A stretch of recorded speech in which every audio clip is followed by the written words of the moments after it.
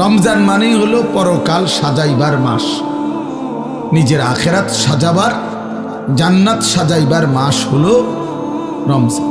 রমজানকে সামনে রেখে আল্লাহ পাক রব্বুল আলামিন ফেরেশতাদেরকে দিয়ে জান্নাত সাজিয়ে দেয়, নতুন করে জান্নাত সাজায় রমজানকে সামনে রেখে, জাহান্নামকে বন্ধ করে দেয় এবং সমস্ত শয়তান দুষ্ট জিনগুলোকে শেকলে বন্দী করে দেয়।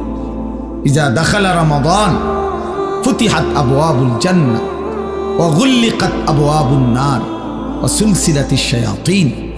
নবী সাল্লাল্লাহু আলাইহি সাল্লাম বলেন, যখনই রমজান আসে তখনই আল্লাহ পাক তার জান্নাতের সব দুয়ার খুলে দেন, জাহান্নামের দরজা বন্ধ করে দেন এবং শয়তানগুলোকে শেকলে বন্দী করে দেন।